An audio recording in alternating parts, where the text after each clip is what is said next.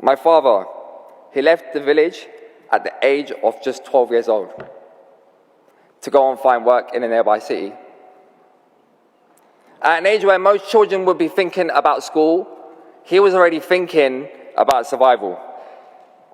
Years later, they would both make their way to London with nothing, but they came here with something: hope. Hope that hard work might find a better life, and hope that their children might one day have choices available to them that were denied to them. They came to this country with something simple but powerful: that tomorrow could be better than yesterday. That hope brought my family to a council estate in Hackney called the Downs Estate. It's where I was raised. It's where I learned what community really means. We didn't have much, but what we did have was one another.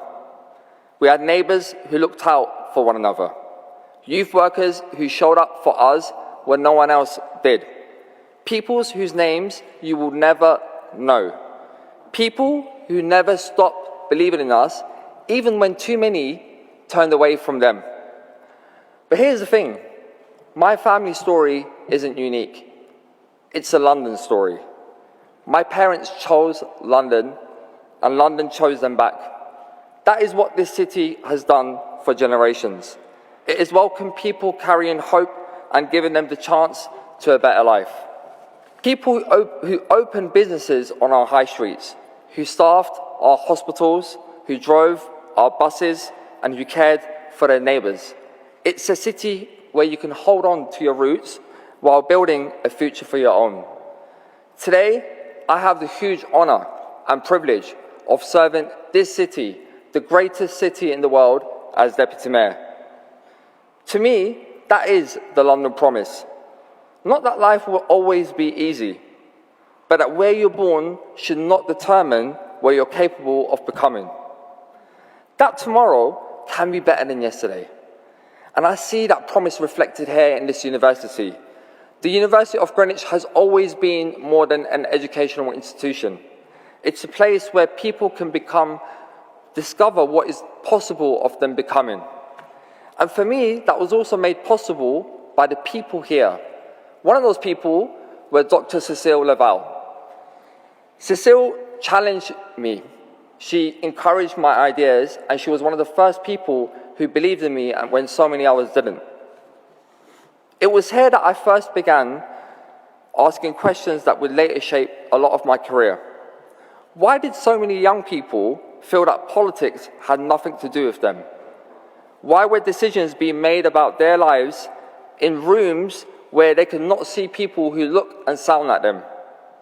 And what would it take for them to believe that their voice actually mattered? Those questions led to me and my friends at this university establishing My Life, My Say, now the UK's biggest ever voter registration charity, registering nearly 500,000 young people to register to vote. And it was built on the premise and the idea that if you don't do politics, politics will do you.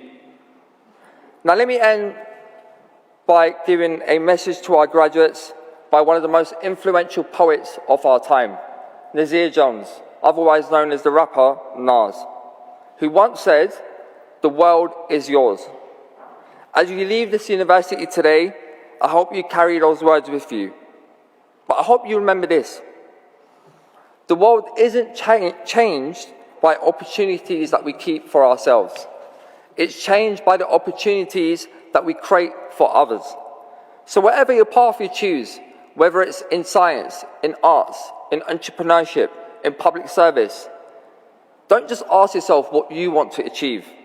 Ask yourself whose life will be better because you were here. My parents came to London believing tomorrow could be better than yesterday. The Downs Estate gave that hope a home. The university gave it purpose.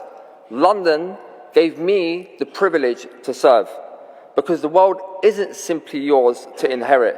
It's yours to shape, improve, and above all, it's yours to leave better than you found it yesterday. Thank you so much.